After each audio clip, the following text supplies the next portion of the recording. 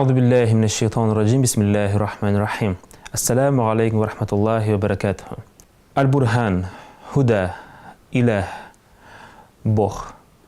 Төрле халыктар Аллаһ Тәгаләне төрле итеп атайлар. Ләкин без мусульман кешеләр Аллаһ Тәгаләгә Аллаһ дип дуа кылабыз. Бұл һүз Коръәндә 2698 тапкыр кабатлана. Һәм гарәп теле тәрҗемәһендә Аллаһ берәү икәнлеген аңлата. Аллаһ Тәгалә бер икәнлеген аңлар өчен һәм ышаныр өчен Бақара сүрәһенең 255-нче аятына карайык. Унда Аллаһу ла илаһа иллаһу әл-хайюл кайюм дип әйтелә.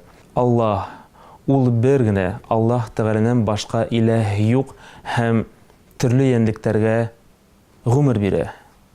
Ысынлап та, Аллаһ Тәгаләнән башка кем тагы кешеләргә, хайваннарга һәм бөтен янлектәргә гомер бирә алыр һуң?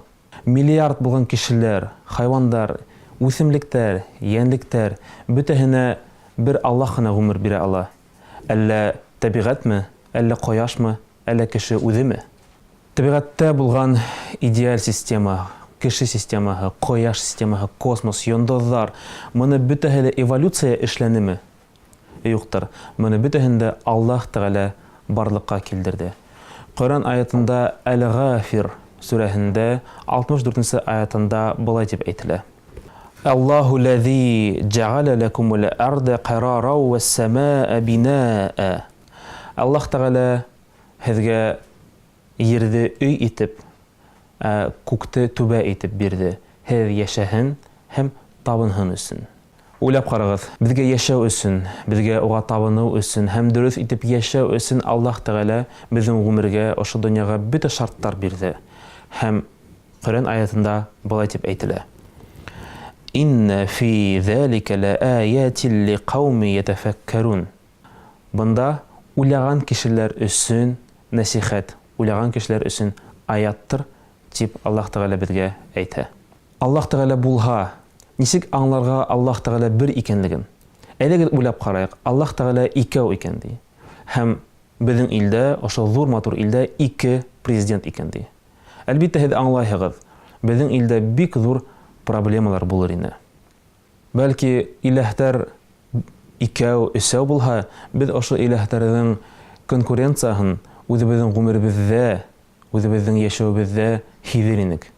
Шундый бөек Аллаһ, безне яраткан Аллаһ Субханаһу ва Тәгалә безне алдаштырмаҫтыр.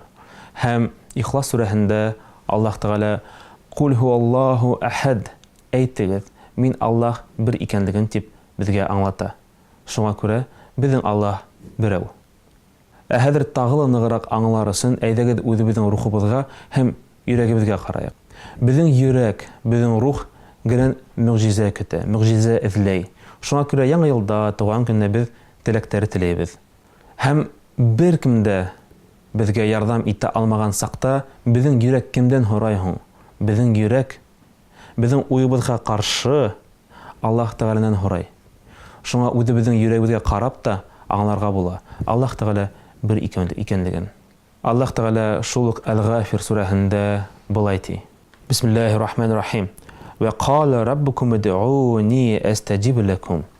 Миннән һорагыз, миңа дуа кылыгыз, һәм мин һезгә җавап бирермен дип әйтә. Тирә-якка әйләнеп карагыз, кешеләргә, табигатькә, күккә, һез бер кайда ла хата күрмәссегез. Һәм монда ла Аллаһ Тәгалә бер икәнлеген безгә табигать әйтә.